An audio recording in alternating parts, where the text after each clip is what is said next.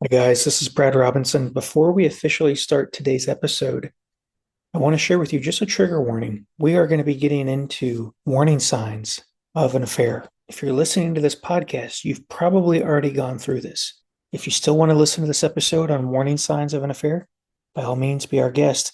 But just know some of these things can be triggering that we're going to be getting into. Just want to give you that trigger warning because this can be upsetting. Let's go ahead and begin. Welcome to the Healing Broken Trust podcast. I'm Morgan Robinson. And I'm Brad Robinson. And we love to jump right into the meat and potatoes of our content for you. Real quick, we want to thank you for making this the most popular podcast. We've been downloaded now more than 3 million times. And so we want to thank you for that. We also appreciate your kind reviews. They really help us to keep going. And if you could just take a minute to leave a review, we'd appreciate it. And it also helps tell the algorithm that other people should listen to this content. So please let us know how you like our content. We like to get really to the meat and potatoes, like I said. So, but at the end of this podcast, we'll give you an update on us personally. I know some people ask about us personally. And so stick to the end and we'll just give you a brief update of how we've been and what we're doing. So let's get started. Brad, why don't you start us off? Sure. Let's dive in. We're talking about warning signs of an affair, whether it's emotional or physical. There was a study done by David Buss and Todd Shackelford where they reveal specific behaviors that people engaged in when they were having an affair. They broke it up into 14 major categories that serve as warning signs of infidelity. It's important to note that these signs do not automatically confirm that there's an affair. Some of them do. Yeah. Like some of these that they have are like blatantly obvious that there's an affair. Right. But but some of these other ones could also be linked to other issues such as stress, depression, or mental health struggles. However, if multiple signs appear, they may indicate that something is amiss in the relationship. So Morgan, what are the first category of warning signs that those researchers identified? Okay, so I'll do a couple of them here for us. The first one is what you said. It's the obvious, right? So the sexual infidelity is revealed, right? They tell you. So under this category, like you said, there's 14 categories. And then under each category, subcategory, that's how we get the 79. So here's a few of them. So sexual infidelity is revealed. You walk in on your spouse and another person having sex. I mean, there it is right there. Yeah. Your spouse tells you that they have been sexually unfaithful to you. They've revealed it. Yeah. So that's the most obvious category is a discovery or somebody tells you. So that's the most obvious category. Morgan, do you want to go into the next category? Okay, yes. So the next one is less obvious and it's angry, critical, argumentative towards you. So that's how they're talking to you. They're angry and critical and argumentative. And so under that category, you'll see things like your spouse acts unusually angry with you when you're together. Your spouse is unusually critical of you. Your spouse suddenly is less forgiving of you when you make mistakes. And your spouse starts looking for reasons to start arguments with you. So they're just looking to pick a fight. And so that's the next one, the second one. Okay. So the next category that they identify is that there are changes in the normal routine and sexual behavior with you. So changes in normal routine would be things like your spouse sleeps more than they used to. Your spouse's eating habits suddenly change. So a change in sexual routine would be your spouse suddenly tries new and unusual positions when you two have sex. Your spouse's clothing style suddenly changes. Your spouse suddenly begins complaining of pain in their genitals. Your spouse has orgasms less often when you two have sex. Okay, so that's a big change there. And of course, like Brad mentioned at the beginning, some of these can be indicative of depression or another mental health issue. But when you start adding up these things, it'll start pointing you in maybe in the direction of infidelity. So the next one is they're apathetic toward you. Your spouse doesn't share their feelings with you as often, right? There's less of that. Your spouse more often avoids the topic of sex when talking with you. And it's less than their normal, right? They act less excited than usual to see you. Your spouse doesn't spend as much time on their physical appearance before they see you. And your spouse starts telling you that they're too tired to have sex with you. And of course, if that's outside of their normal or their regular behavior, you kind of know it'll kind of be obvious to you. And that's sometimes why people will say, like, my gut just tells me yes, something's the off. gut. Like I had a lady one time, she was engaged to get married. She was getting married in less than 2 weeks, but her gut was telling her something was off. She Mhm. was gagging when she tried to eat. She'd lost about 15 pounds in a few weeks' time since she had started to suspect this. And to top it all off, she was planning on adopting her future husband's children. Mhm. So she had no real signs that she could point to other than her gut was saying Yeah. something is amiss. There's a fire going off, but she Mhm. didn't know. There was an intuition there Yeah. as well, as sometimes people will say. Yeah. What's the next one, dear? So the next category that these researchers identified is that there's an increased sexual interest or maybe even an exaggerated display of affection towards you, which is really tricky because you're like, we were really connecting, they were Right. really making efforts, they were being almost like really reassuring, or Mm-hmm. really coming on strong. So what they say is that your spouse will act more interested in having sex with you. Your spouse is unusually upset when you don't have sex with them. Your spouse will act unusually happy when they are with you. Your spouse will talk about sex more often when they're with you, and your spouse will start acting overly affectionate toward you. Your spouse will may say I love you more frequently to you than they used to. Yeah. And So, these are all triggering. Like right. these are like if you've already gone through this, which most of you have if you're listening to our podcast, this is upsetting because you're like, I remember these things. I Right. remember what my gut was telling me. I remember why my gut was telling me these things. So sorry Mhm. about that. Yeah. It's just tragic stuff. Yeah, it really is. And it could feel like such a reprieve. You're like, oh, great, they're really trying. This is really great. I feel really great. But it's almost like, well, this is odd for you. This is odd behavior. Mhm. This is different. So it's going to be more like different and odd. And, like you said, your gut might not feel quite right about it. Yeah. And so that category I just covered, that's about them leaning in Hmm. sexually, providing reassurance. This category Morgan's about to get into is about them leaning out more. Yes. So the next one is sexual disinterest or boredom with you. So they're leaning out more. Your spouse suddenly has difficulty remaining sexually aroused while you are having sex. So remaining sexually aroused, they're having difficulty. Your spouse suddenly has difficulty becoming aroused when you guys are having sex. Your spouse becomes more mechanical in the way that they are with you, and they're just kind of going through the motions in a sense. And then your spouse tells you more often that you're doing something wrong when you have sex together. And when you have sex together, they want it for a shorter duration than usual. And your spouse is less sexually adventurous when they're with you than they used to be. Used to be is very important there. And then you notice that they become bored when you're having sex. Okay, so those are very important. They're kind of leaning out. You feel distant more, and so it's important to have that baseline, from the beginning. Like, what are you measuring it against? Because people are different. Everyone has a different temperament. Now, some of those things, Morgan, that you mentioned could happen as people age, as they get depressed, Mm-hmm. as they gain weight, as they get on certain medications, as they look at pornography. Some of those things can happen. It's not always an indicator of an affair, Right. but it can be as well. Those Yes. things can be tip offs for an affair. So you have to kind of take all of these together Right. ultimately. Right. And it is good to go and make sure to see your physician if you think that maybe diabetes is an issue or any other, physical problems might be a concern. Low testosterone or any kind of hormone Mhm. imbalance this could be part of that too. So just be Yeah. mindful. Yeah. So the next category that these researchers identified is they call it relationship dissatisfaction, loss of love for their partner. And so under this category, they list things like your mate breaks up with you to date another person. So if you're dating, they'll break up with you to go date somebody else. Your mate suggests to you that they begin seeing other people. That's a dead ringer. Mm-hmm. Like we said, some of these are just really obvious. They break up with you. That may be an indicator. Mm-hmm. They ask for a separation or divorce. That can be an indicator. They start talking to you about ending the relationship. They act nervous when you ask if they are falling in love with somebody else. And your mate tells you that they don't love you anymore. That's another Yeah, indicator. that's a big one. Yeah. It kind of reminds me of when we were dating and, I broke up with Brad 3 different times. And that was really, I didn't know what I wanted or what I needed at that time.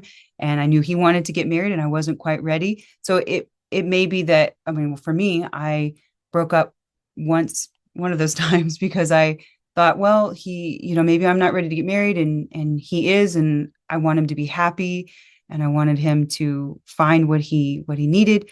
But then it dawned on me that I would never get to talk with him ever again. We could never be friends. And so I thought, well, I better, what do they say, piss or get off the pot? Better get in there if I'm, and decide what I wanted. And so, anyways, that's how we ended up. I decided, okay, I'm going to decide. And I decided, and here we are. So, anyways, brief story. I thought that was kind of pertinent. Yeah. So it's not always infidelity. Sometimes it really is that they really do love you and they just want the best for you. Yeah. But so, like, again, as we've said before, take these all together and make sure that you're not in a bubble looking at one thing and not the whole picture. Yeah. Now, some of these are obviously blatant, like we've already said, like they're just blatantly obvious. But some of these could have other explanations. Exactly. Okay, so the next one, passive rejection of you or inconsiderateness. So your spouse becomes less gentle with you when you're having sex. So they're being rough, and that's unusual. Your spouse starts acting rudely towards you. They're snippy or just plain rude. Your spouse starts asking you if you still feel the same love for them, or they stop saying "I love you," and that's unusual for them. And maybe your spouse doesn't tell you as often that they enjoy spending time with you, and maybe they did that before, so that's very unusual behavior for them. So consider that as well. Those are very important. So how about the next one, Brad? You want to do that one? Yeah, they are reluctant. So the other category that they identified is that your spouse is reluctant to discuss a certain other person. Okay. So your spouse begins avoiding talking about a certain other person in conversations with you. Interesting. And your spouse acts nervous when a certain person's name comes up in conversations with you. That's very interesting. Now, yeah. Maybe you think, well, how about that woman that you work with? How is she doing? How is her, whatever, maybe because you've suspected and they just sort of clam up or they get nervous or that's a real tell. That's a ringer. Yeah, but I've also seen it where they talk about this person all the time. Oh, so it's not just a reluctance. I've also seen it where they bump into this person everywhere they go. Oh. And normally they don't bump into people that the spouse works with. Oh, interesting. But they bump into them at the grocery store. They're they're an hour away from their home and they bump into this person there. And it's like the betrayed person's bumping into that. Well, the affair partner just keeps popping up wherever they're at. That's interesting. So there's different signs that can be here other than what these researchers identified, but these are good. It's a good start. Yeah, it's a great start. Okay, so the next one is reluctance to spend time with you. So they're just not wanting to spend time with you, maybe your normal times and stuff. Your spouse doesn't want to go out on dates with you as often as you used to. Your spouse doesn't invite you to spend time with their friends as much, or your spouse doesn't ask you to spend time with their family like they used to. So those are interesting points as well. You want to talk about that? Well, the next category that these researchers identified is that there's an increased reference to and time spent with the other person. Yes. So you notice that they're wearing something that belongs to the other person. Ooh. That's a dead ringer. That's important. They call you by the other person's name. Oh my gosh. Yeah. Friends tell you that they have seen your spouse with a certain other man or woman on several occasions. Your spouse starts talking to you about their desire to have sex with another man or woman.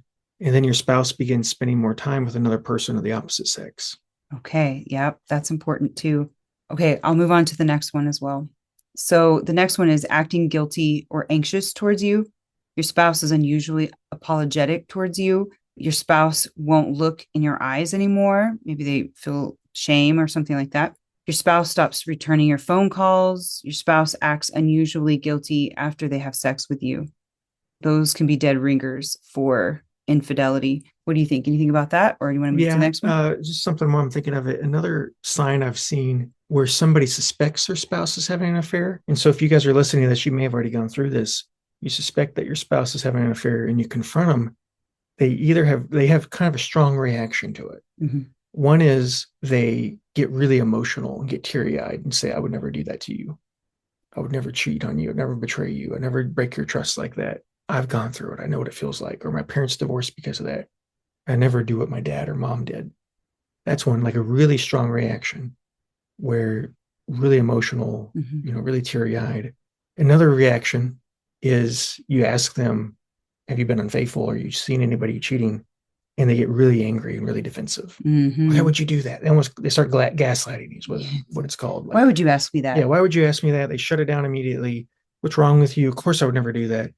They don't have like a normal reaction. They don't say, they're not like, oh my gosh, I'm so sorry that you feel that way. Yeah. Let's talk about it. What are you Or I seeing? can't believe I made you think that. Yeah, I'm they're not, sorry. I mean, obviously nobody wants to get accused of that. It Right, would be right, right. scary if to Oh be yeah. accused of that, but there's not like a warm, comforting reassurance. Yeah. It's more of an extreme reaction. Sometimes they just have a like, yep, you got me. I have a guilty look on my face. Mm-hmm. And you just can read their face. Those are things I've seen people have. And those aren't on this list. But those are important to make note of. Yeah. Oh, okay. The next one actually is physical signs of sexual infidelity or disinterest in sexual exclusivity. So your spouse contracts a sexually transmitted disease that you did not have. Your spouse suddenly refuses to have sex with you. And your spouse tells you that they don't want a relationship. They don't want it to be exclusive. Maybe they're talking about having an open relationship or something like that. That's kind of a dead ringer, too. Yeah. I'm not a fan of open relationships. I think, in a sense, they can be extremely abusive Mm-hmm. and very manipulative, Mm-hmm. those kinds of dynamics. That's my opinion on that. Right. So the next category they get into, and the final category they get into, is emotional disengagement from you. Your spouse starts forgetting your anniversaries and other special dates. You notice excitement in their voice when they talk about someone of the opposite sex.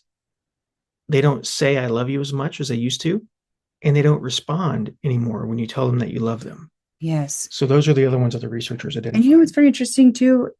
People overlook this sometimes. I think infidelity first starts in the mind. Yes. And so if you let yourself wander mentally, what would life be like with this person? Or you think about an ex and you let your mind wander about to what would life have been like if I had been with them instead of my spouse that I'm with now. It can very easily begin to Mm-hmm. slide into that if we're not careful. So a lot of these boundaries that we have Start in the they mind. start in the mind. They're more Yes. mental boundaries that we have. Yes, yes, and mental, and then what goes into our mind comes through our eyes, right? So where we direct our eyes, what we're looking at, what we're spending our time and energy on, what are we reading, what are we watching? Those things all enter Yeah. into the mind. Well, and even as the well. people we hang out with. Mm-hmm. If we have a family member that's unfaithful or coworkers that are, we're more likely to do that Right, because it normalizes the kind of that behavior. that's right. I've heard you are the sum of the 5 people you spend the most time around, and so consider that. That's very important.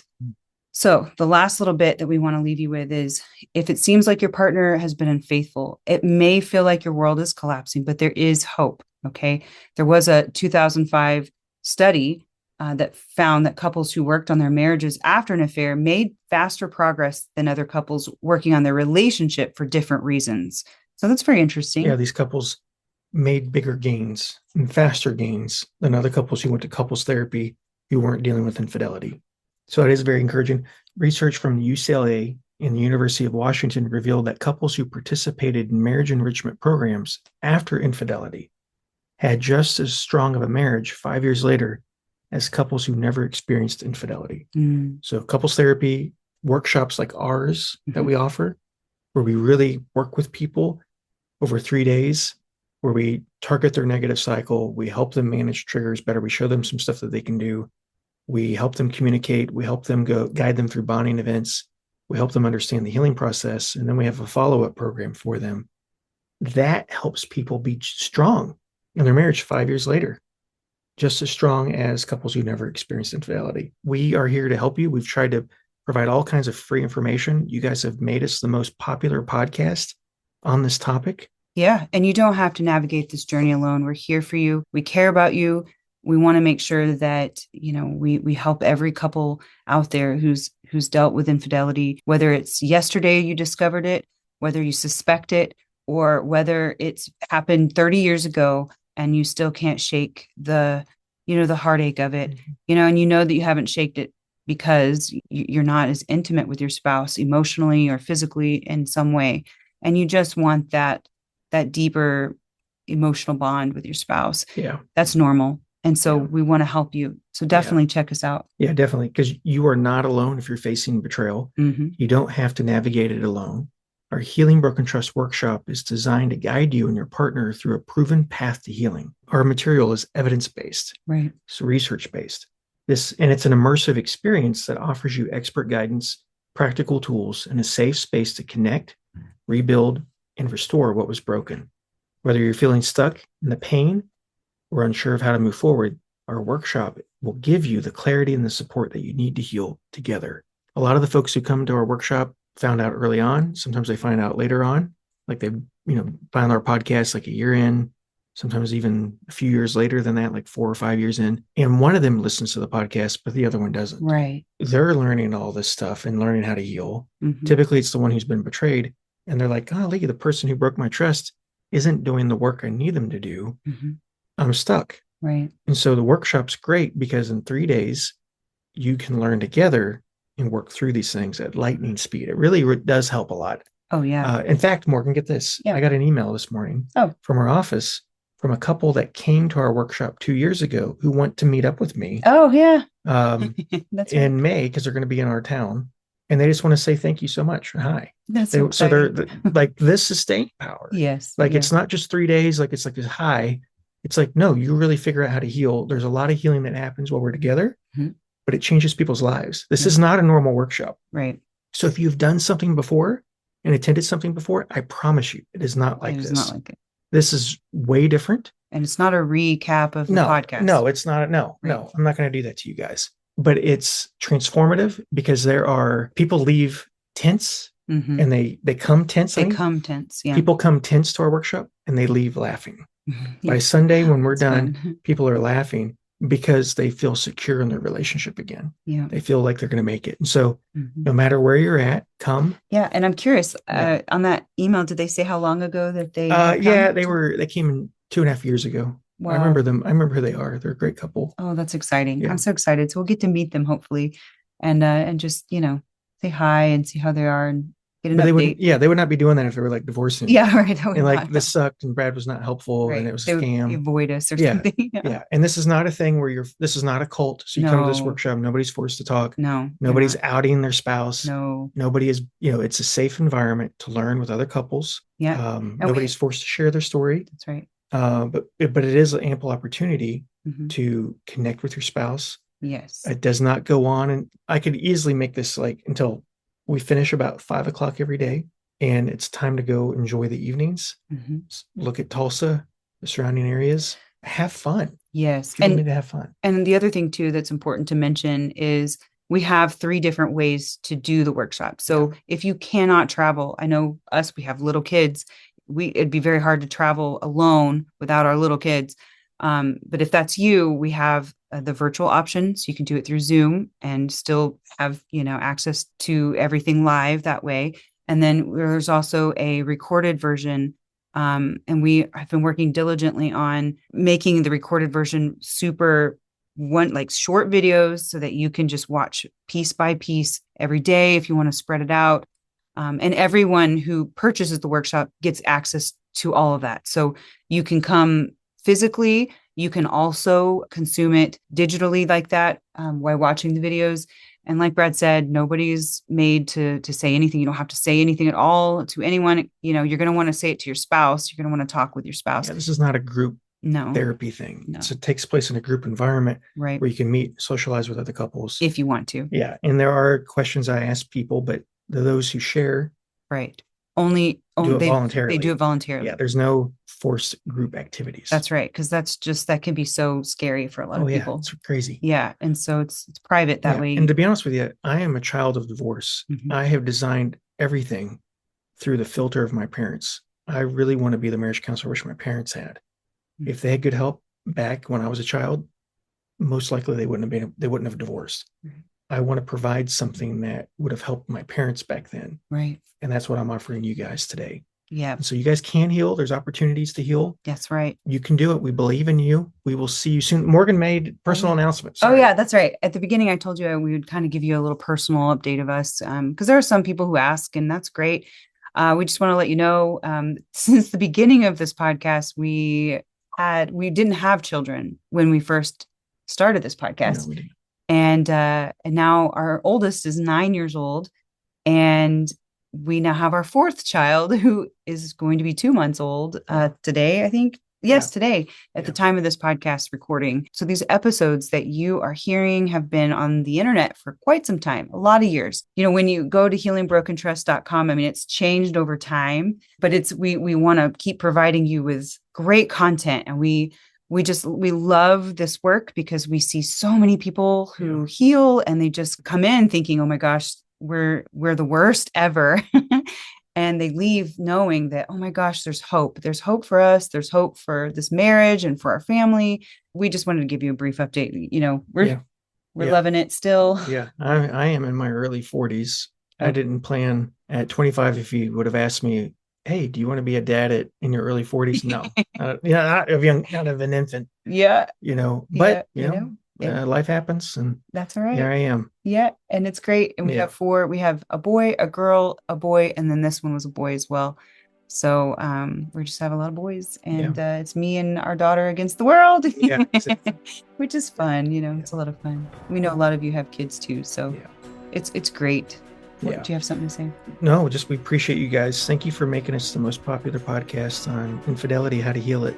Yeah. Thank you guys. Yeah. And leave us a review and reach out to our office, healingbrokentrust.com. And we look forward to seeing you soon, hopefully. Okay. Bye. Bye-bye.